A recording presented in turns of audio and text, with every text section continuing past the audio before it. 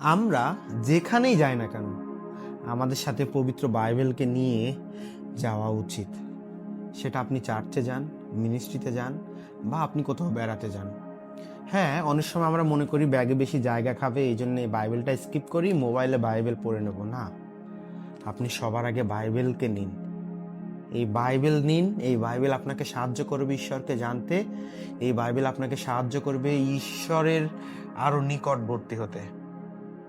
আমরা অনেক সময় বাইবেল মোবাইলে পড়তে অভ্যস্ত হয়ে পড়ি, বা অনেক সময় আমরা স্বাচ্ছন্দ্য বোধ করি। হয়তো বা আমার কথার সাথে অনেকের মিলবে না, মতমিল হবে না, কিন্তু তারপরেও আমি বলতে চাই, আমি আপনাদের চ্যালেঞ্জ দিতে চাই, আপনি আপনার বাইবেলকে ক্যারি করুন। আপনার প্রত্যেকটা যাত্রায়, প্রত্যেক সময় আপনি আশীর্বাদ পাবেন। আপনি ঈশ্বরের কাছে যেতে পারবেন, আরো নিকটবর্তী হতে পারবেন, ঈশ্বরকে জানতে পারবেন।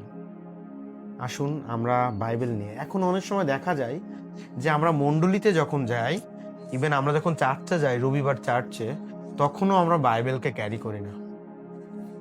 আমি জানি না কেন, কিন্তু যখন পুরোহিত মশাই প্রচার করেন বা কোনো প্রচারক, পাস্টর মশাই কোনো প্রচার করেন, আমাদের বাইবেল থাকলে আমরা সেটা নোট ডাউন করতে পারি।